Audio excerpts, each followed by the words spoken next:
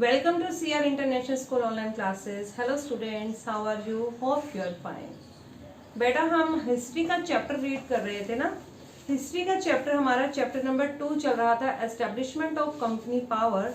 और बेटा कल हमने उसमें सिख वॉर्स के बारे में पढ़ा था कि जो Anglo Sikh war, 2 Sikh war हुए थे, जिसके बाद में पूरी की पूरी जो सिख सत्ता थी, पूरा का पूरा जो सिख साम्राज्य था, वो ब्रिटिश के हाथों में चला गया। अभी तक हम काफी चैप्टर को रीड कर चुके हैं, हमारा थोड़ा सा ही लेसन बचा है। आपको इतना तो अंदाजा हो गया होगा कि ब्रिटिश किस तरीके से नीतियों को अपनाकर, कभी वो किसी से संधि करते हैं, किसी से मित्रता करते हैं, और ऐसा कर कर धीरे धीरे वो भारतीय लोगों को धोखा दे रहे हैं, और धीरे धीरे धोखा दे रहे थे, और धीरे धीरे सारे के सारे साम्राज्य को वो अपने अंडर में लाना चाहते थे। उनका काम था बस भारत से ज्यादा धन को लूट कर ले जाना और अपनी ही जेबों को भरना। ठीक है, तो जब 1839 के अंदर राजा रंजीत सिंह की मृत्यु हो गई, तो उनके बाद उनके 3 बेटों को भी मार दिया गया। तीनों बेटों को मार दिया, लेकिन जो उनके सबसे छोटे बेटे थे दलीप सिंह, अब उसको राजगद्दी पर बिठाया गया। लेकिन वो अल्प वयस्क था, उसकी एज काफी छोटी थी, इस कारण उसकी जो माँ थी, जिनका नाम रानी जिंदान था, वो उसकी रीजेंट बनी, उसकी संरक्षिका बनी। ठीक है, वो उनकी रीजेंट थी। लेकिन 1839 में रंजीत सिंह की मृत्यु हुई थी, और 1845 से लेकर 1847 के बीच भी बहुत अव्यवस्था फैल गई। ठीक है, जो भी सिख साम्राज्य के जो बाकी सेनापति थे, वो भी चाहते थे कि वो भी षड्यंत्र करने लगे अपने राजा के खिलाफ।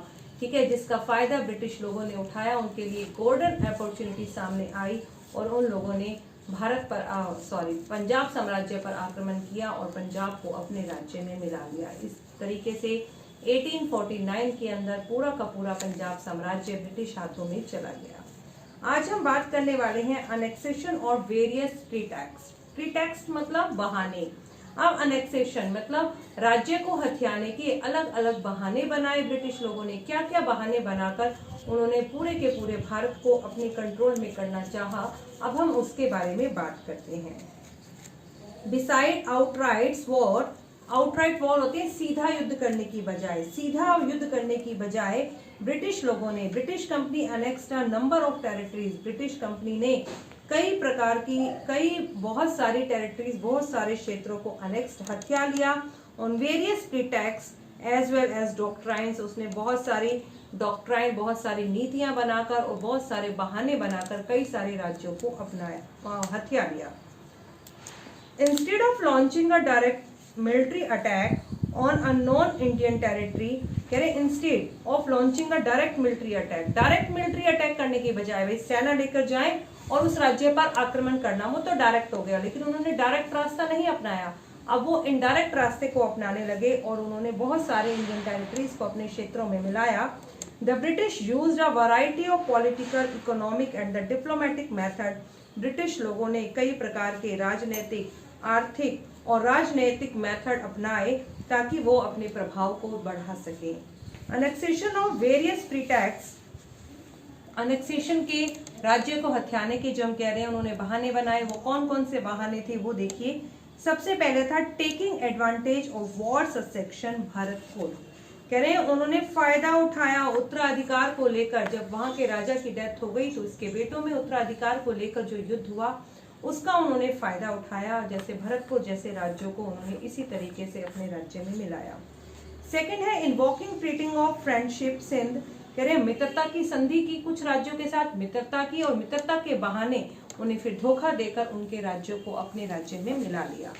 On the basis of doctrine of lapse, lapse की नीति के अनुसार लॉर्ड डलहौजी ने चलाई थी डॉक्ट्राइन ऑफ लैप्स। उन्होंने बहुत सारे क्षेत्रों को अपने क्षेत्र में मिलाया। By the means of subsidiary alliance, उन्होंने सहायक संधियां की, कई प्रकार की संधि की, और मजबूर कर दिया भारतीयों को कि किस तरीके से वो ब्रिटिश के आगे अपने घुटने टेक दें। On ground of miss government, और मिस गवर्नमेंट के आधार पर कि आप जो है अपने राज्य का गवर्न अच्छे से नहीं कर रहे, शासन प्रशासन पर कुशासन का आरोप लगाया उन पर, आप अपने प्रशासन को अच्छे ढंग से नहीं चला रहे, ऐसे बहाने बनाकर उन्होंने भारतीय लोगों से उनके शासन को छीन लिया। नंबर 1 है आपका, जितने भी हमने पढ़े अब उनके बारे में हम डिटेल से पढ़ते हैं। Taking advantage of war of succession, कि सबसे पहले उत्तराधिकार को लेकर कई बहाने वो बनाने लगे, ठीक है, उसका उन्होंने फायदा उठाया। भरतपुर वॉज अनेक्स्ड, भरतपुर एक क्षेत्र था जिसे अनेक्स्ड हथिया लिया गया ब्रिटिश के द्वारा 1826 के अंदर, आफ्टर अ वार ऑफ ससेक्शन, जब उस पर उत्तराधिकार को लेकर युद्ध होने लगा। भरतपुर का जब शासक मर गया तो अब उसकी राजगद्दी किसको मिले, और उसके लिए उसके उत्तराधिकार को लेकर युद्ध होने लगे, जिसका बहुत बड़ा फायदा ब्रिटिश लोगों ने उठाया। Between the minor son and the Jat ruler, उसके छोटे बेटे जो था ना भरतपुर का, जो अल्प वयस्क बेटा था, मतलब बेटे की उम्र ज्यादा नहीं थी, और जो जाट रूलर था, जाट नेता था, और उसके कजन के बीच में युद्ध होने लगा। लेकिन इसका फायदा ब्रिटिश लोगों ने उठाया और पूरे के पूरे राज्य को अपने अंडर ले लिया। पॉइंट नंबर 2 है इन्वोकिंग ट्रीटी ऑफ फ्रेंडशिप, मित्रता की संधि पर भी उन्होंने बहाने बनाए। By a treaty signed in 1809, 1809 ईस्वी में उन्होंने एक संधि साइन की, एक संधि हस्ताक्षर की। द ब्रिटिश एग्रीड, ब्रिटिश राजी हो गए, not to let their armies pass through the Sindh, कि वो अपनी आर्मीज को, अपनी सेनाओं को सिंध के रास्ते नहीं भेजेंगे। लॉर्ड एनेब्रो इन्वोक दिस ट्रीटी, लेकिन जो लॉर्ड एनेब्रो थे उन्होंने इस संधि को नहीं माना, and to annex the Sindh, और सिंध को हथिया लिया। मतलब सिंध के साथ ही मित्रता की और अब सिंध के साथ ही विश्वासघात कर कर उन्होंने पूरे के पूरे सिंध को हथिया लिया। और क्या बहाना बनाया?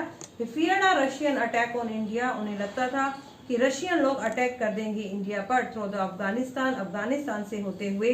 The ruler of Sindh were taken aback of dishonesty of the English, और जो सिंध का राजा था वो तो बिल्कुल अचंभित रह गया ब्रिटिश लोगों की इस प्रकार की डिसऑनेस्टी को देखकर, उनकी इस बेईमानी को देखकर वो बहुत ही हैरान रह गया। But the British did not consider any mean wrong to extend their domination, लेकिन ब्रिटिश लोगों को कुछ भी गलत नहीं लगता था अपने प्रभाव को बढ़ाने के लिए या अपने राज्य के विस्तार के लिए। वो चाहते थे बस राज्य का विस्तार हो, सही गलत कुछ नहीं। उन्होंने सब प्रकार की नीतियों को अपनाया और अपने राज्य का विस्तार किया। पॉइंट नंबर 3 है आपका डॉक्ट्राइन ऑफ लैप्स, जिसके बारे में हम काफी बार पढ़ते आ रहे हैं कि डॉक्ट्राइन ऑफ लैप्स क्या है। Doctrine of lapse doctor Lord Dalhousie ने बनाई। The final wave of annexation, एक जो अंतिम लहर आई राज्यों को हथियाने की, operate under the Lord Dalhousie, वो लॉर्ड डलहौजी के अंडर थी, who was the governor general from 1848 to 1856, जो कि 1848 से 1856 तक ब्रिटिश का गवर्नर जनरल बना। The chief instrument of Lord Dalhousie policy annexation was doctrine of lapse. एक चीफ इंस्ट्रूमेंट, उसने एक बहुत ही मुख्य इंस्ट्रूमेंट का एक ऐसा यंत्र बनाया लॉर्ड डलहौजी ने, डॉक्ट्राइन ऑफ लैप्स बनाकर उसने बहुत सारे प्रदेशों को हथिया लिया। According to this of doctrine, इस नीति के अनुसार, if the ruler of the protected or dependent state, कह रहे हैं उसके अनुसार यदि किसी डिपेंडेंट स्वतंत्र है, उस पर ब्रिटिश लोगों का कोई कंट्रोल नहीं, लेकिन डिपेंडेंट स्टेट का भी जब रूलर डाइड मर जाता है विदाउट अ नेचुरल हायर, और उसका कोई उत्तराधिकारी नहीं है। नेचुरल हायर मतलब अपना कोई बेटा नहीं, गोद लिए हुए बेटे को उन्होंने बेटा नहीं माना। अगर उसका कोई अपना बेटा नहीं, स्टेट वुड ऑटोमेटिकली लैप्स, तो उसका जो स्टेट है ऑटोमेटिकली लैप्स कर दिया जाएगा, means pass to the British company, British लोग उसे अपने अंडर में ले लेंगे। ऐसा ही हुआ सबसे जो इसके फर्स्ट विक्टिम थे डॉक्ट्राइन ऑफ डलहौजी वो सतारा, वो सतारा का प्रदेश था, जिसे सतारा को 1848 में ब्रिटिश लोगों ने अपने कंट्रोल में लिया, followed by Jaitpur and Sambalpur. उसके बाद जैतपुर और संबलपुर को 1850 में एंड उदयपुर 1852 में, नागपुर 1853 एंड झांसी 1854। झांसी की रानी के बारे में तो आप सभी जानते हैं। झांसी की रानी के पति की जब मृत्यु हुई तो बेटा झांसी की रानी का कोई भी अपना बेटा नहीं था, दत्तक पुत्र था, गोद लिया हुआ पुत्र था, लेकिन गोद लिए हुए पुत्र को उन्होंने नेचुरल हायर नहीं माना, उन्हें नहीं माना कि आपका बेटा है, और पूरे के पूरे प्रदेश को अपने अंडर ले लिया। Point number 4, subsidiary alliance. Subsidiary alliance क्या है? एज ऑलरेडी मेंशन्ड, जैसे कि पहले ही मेंशन हो चुका है, a number of state were forced to sign the subsidiary alliance by the lord Wellesley. Lord Wellesley के द्वारा कई स्टेट को फोर्स किया गया, मजबूर किया गया कि वो साइन करें इस सहायक संधि को। इट हैड 4 कंडीशन और स्टेजेस, इसकी 4 कंडीशन और स्टेजेस थे। The company would provide military assistance to the Indian state which signed his treaty. उनका मानना था कि कंपनी उन भारतीय राज्यों को मिलिट्री प्रदान करेगी जो इस संधि को साइन करेंगे, and the Indian state did not have right to keep separate army for its own. लेकिन वो भारतीय राज्य जो इस संधि पर साइन करेगा, ब्रिटिश लोग तो उन्हें सेना देंगे लेकिन वो अपनी अलग से कोई सेना नहीं रख सकते। Finding the Indian state incapable of taking military action, the company did not give permission to the Indian ruler to enter into the alliance with another ruler and declare war against any another kingdom. कह रहे अगर ऐसा माना गया कि भारतीय जो state है वो इनकेपेबल है, इस मिलिट्री एक्शन के अकॉर्डिंग वो कैपेबल नहीं है, तो company did not give permission, company उसे परमिशन नहीं देगी उस इंडियन रूलर को कि वो कोई संधि करे या किसी दूसरे राजा के साथ वो युद्ध की घोषणा करे। पॉइंट नंबर 3 है, the signatory Indian state was compelled by the company to accept the permanent station of the British force with its territory. The signatory Indian state, जिस इंडियन स्टेट ने ये साइन कर दी साइन संधि, उसे compelled किया गया, उसे मजबूर किया गया कि वो एक्सेप्ट कर ले permanent stationing of the British force, कि वो परमानेंट वहां पर ब्रिटिश सेना रहेगी उसके राज्य में within its territory, and to pay a subsidy for it maintenance, और वो भारतीय राजा उस ब्रिटिश सेना के मेंटेनेंस के लिए पैसा भी देगा। सेना भी उनकी रखें, हम अपनी सेना भी नहीं रख सकते और ब्रिटिश लोगों के मेंटेनेंस के लिए भी पैसा दें। British officer called the resident, और एक ब्रिटिश अधिकारी जिसे रेजिडेंट का नाम दिया गया, would be station at the rulers court, वो भी राजा के दरबार का एक अधिकारी बना दिया गया। मींस उन्होंने पूरी की पूरी कोशिश की कि राजा किस प्रकार से उनके खिलाफ ना जा सके और उनके खिलाफ युद्ध की घोषणा न कर सके। एक तो सेना रखने का अधिकार छीन लिया, सेना कौन सी रहेगी, ब्रिटिश रहेगी, उसका मेंटेनेंस भी कौन देगा, इंडियन स्टेट देगी, और वो कोई युद्ध नहीं कर सकता, किसी राज्य से संधि नहीं कर सकता है, और साथ में एक ब्रिटिश रेजिडेंट भी उसके कोर्ट में है। The native ruler was compelled to keep some parts of his territory to expense and maintenance of army instead of paying annual subsidy. और जो नेटिव रूलर था, जो भारतीय रूलर था, उसे कंपेल्ड किया गया, उसे मजबूर किया गया कि वो सेना का खर्चा, उसका रख रखाव और पूरा का पूरा मेंटेनेंस दे, और paying the annual subsidy maintenance of army instead of paying annual subsidy, के एनुअल सब्सिडी के साथ साथ वो तो देनी ही देनी है, उसके बजाय वो क्या करे, वह सेना के खर्चे, उसके रखरखाव, उसकी वार्षिक धनराशि के स्थान पर अपने कुछ क्षेत्र कंपनी को प्रदान कर दे, जिससे कंपनी वहां से रेवेन्यू ले सके और कंपनी की इनकम बढ़ जाए। Under the subsidiary alliance, the Nizam of Hyderabad was forced to surrender Bellary and the Cuddapah, and the Nawab of Awadh ceded Rohilkhand and the Gorakhpur to the British so that British troops could not be capped their territories at expense of that state.